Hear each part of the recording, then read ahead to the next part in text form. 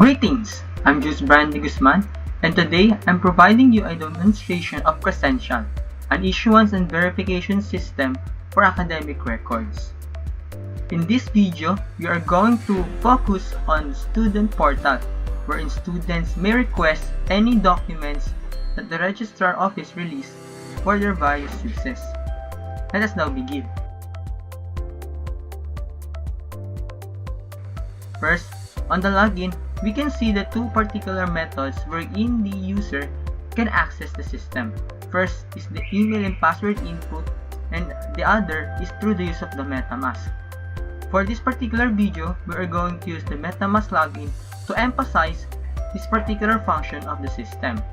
To be able to access this MetaMask login, one should have the extension installed within his or her system or browser, and to have a wallet registered to the system, the same way as this. So let's take a login already. As you can see, upon logging in, we can see a dashboard, a record request, and the request table. In the dashboard here, we can see a general overview of the status of the request this account has made in the past. It could filter out either pending, received, and completed requests.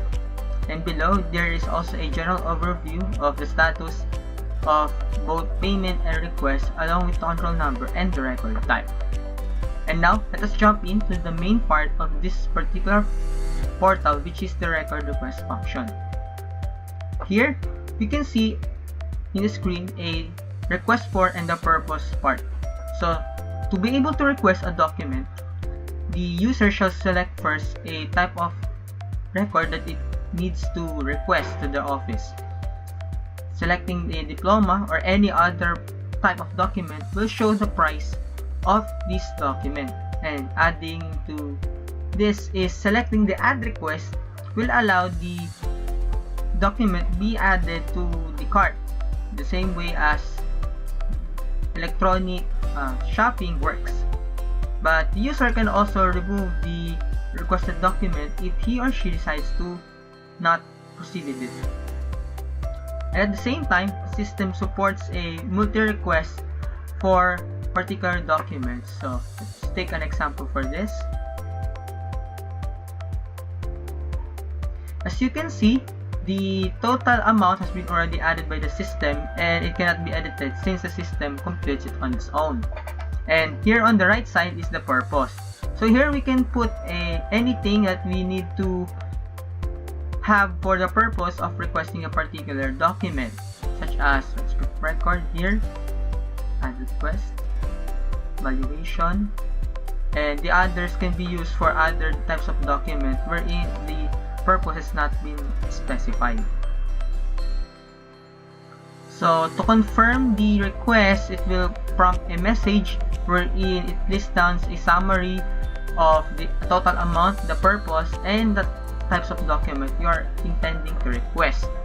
Upon reading it and submitting, you will be rerouted to a payment method part of the request. So here you can either decide to pay immediately through the use of cashless payment platforms such as GCash, Maya, and online bank, which the system supports.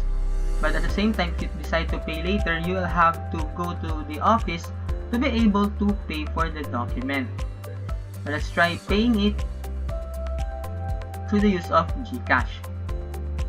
So using a pay GCash or any other of the methods seen in the previous screen, we'll have to pop up a message such as this using a PayMongo service provider. So authorizing a test payment. So here the payment has already been confirmed and the request has been already been completed. Selecting done, we will be rerouted back to the record request table. As you can see, this was the one that we have decided to create already. Pardon for that here.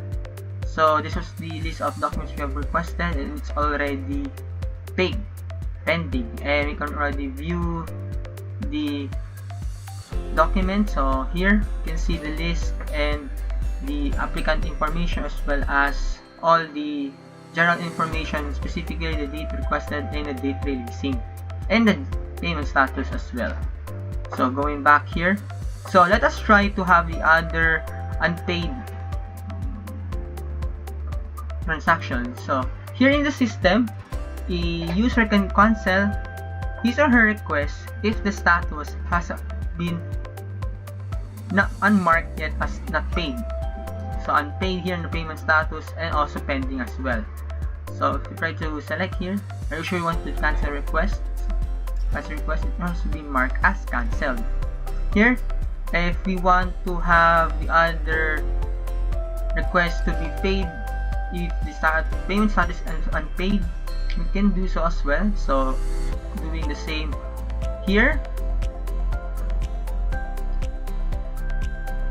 you show a payment prompt, and here the request has already been completed, and now the transaction has already marked as paid as well. So here, the only time that request can be cancelled is every time the payment status is unpaid, and at the same time the request status is pending as well. And at the request table, you can also filter the status of each requested document to either pending, received, declined, or completed. So the completed will be only marked if the necessary document has already been sent by the registrar.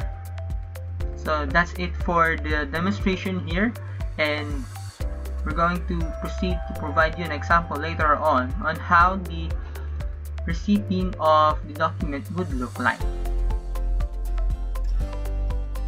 So here, we can see an example whenever a document has been successfully been issued to a particular request. So as you can see here in a generated email here in my account, you can see a message which presents a record type along with the transaction hash, the IPFS link, along with the password.